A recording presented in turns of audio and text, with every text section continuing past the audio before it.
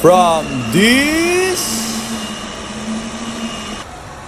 to this, mga kabisda.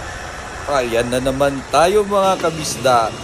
So nagka-problema po ang ating water pump. Hindi na ito humihigop ng tubig. So ginawa natin ng paraan. Pero bago natin gawin yon, unahin muna natin itong poso natin. Nilagyan natin ng check valve para madali pong mabuhay at hindi po namamatay ang ating bomba. Kaya yan po ang ginawa natin. Hindi ko na pinakita sa video yung pagbaklas natin ng bomba o poso at inayos natin bago natin ibalik. Yan. Ayusin natin ng mabuti, linisan natin ng mabuti at saka natin isalpak ulit. Yan mga gasket, bumili po tayo ng bagong gasket at yung rubber gasket niya sa ibabaw. Yung luma niyang goma, binalik lang natin dahil pwede pa naman pong magamit. Kaya tingnan natin ang ginawa natin. Ayan. At ilalagay natin ang ating nabiling gasket. Ayan, rubber gasket. At siguraduhin nating malinis po ang ating mga parts ng ating poso para po hindi po tayo magkaroon ng singaw. Ayan po. At ibalik na natin yung poso natin, yung bomba natin at ilagay natin ng maayos para po makapasok ang ating mga bolts. Yan. Tapos higpitan natin mabuti. Ganyan lang po ang pag-ayos natin ng bomba. At tignan natin kung may tubig ba siyang ilalabas. Ayan po.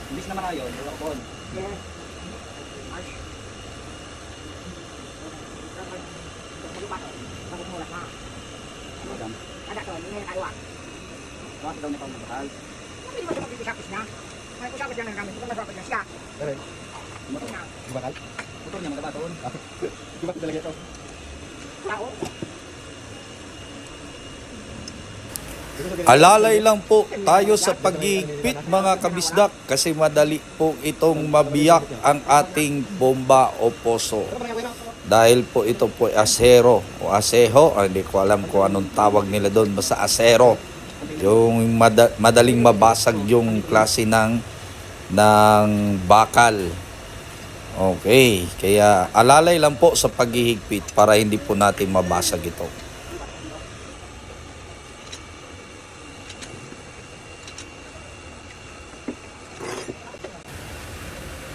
Pagkatapos mga kabisdak, testingin na natin yung bomba. At least gumana naman. Medyo dumoble lang po ang bigat ng pagbubomba natin dito dahil meron pa po siyang foot valve sa ilalim at nilagyan pa natin ng check valve sa ibabaw.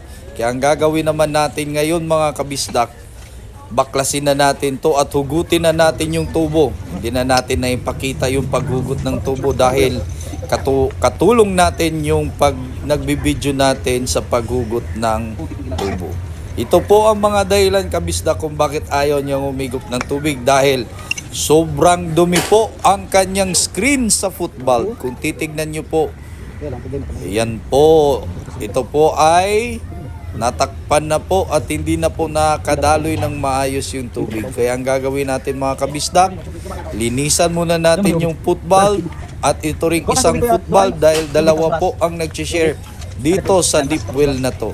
Kaya ang gagawin natin, linisan natin mabuti at isasabay na natin yung kay Kuya Obed. Ayan. Kaya linisan natin mabuti mga kabisdak. Dahan-dahan lang po mga kabisdak. Dahil pag ito ay nahulog, habang ikay naglilinis, pwede po itong mabiyak. At hindi na po ito pwedeng i-welding, hindi na ito pwedeng i-repair. Kaya bibili tayo ng bago. Napakamahal pa naman itong mga foot valve mga kabisdak. Ayan mga kabisdak. Sobrang dumi, nagkakalawang yung tubig. Sawa ng Diyos, hindi naman po maamoy. Nagkalawang lang po. So, tingnan natin mga kabisdak. Lilinisan natin ng mabuti mga kabisdak. Gumamit tayo ng brush dyan at naganap rin tayo ng steel brush para matanggal talaga yung kalawang. Ayan po mga kabisdak.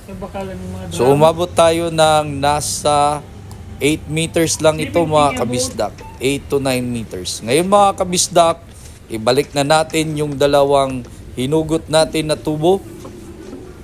Medyo mahirap lang po ang pagbabalik nito dahil meron pong dugtungan ang ating casing dyan mga kabisdak.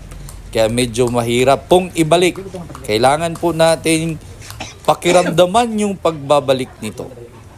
At inayos na rin po natin mga kabisdak yung onion ng ating kay Kuya Obet dahil nagkaroon po ito ng singaw. Kaya pinalitan po natin panibagong onion. Iniiwasan po natin mga kabisdak na maglagay ng maraming onion dahil ito po ay nagkukos ng mga singaw at problema po pag ang puso natin ay may singaw. Yan po mga kabisdak. Kaya dahan-dahan tayo. Yan pala mga kabisdak, yung dati nating PPR, pinalitan po natin ng blue pipe, PVC pipe.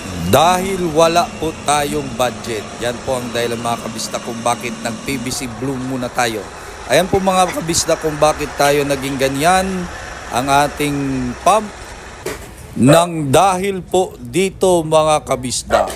So ayaw po talaga niyang makahigop ng tubig dahil marami na pong deposito na mga tawag nito putik ang ating water pump. At yan po, binaklas ko yan, lilinisan natin yan mga kabisdak at ipapakita ko sa inyo pagkatapos nitong malinis sa susunod na video dahil medyo mahaba na po ang ating video mga kabisdak.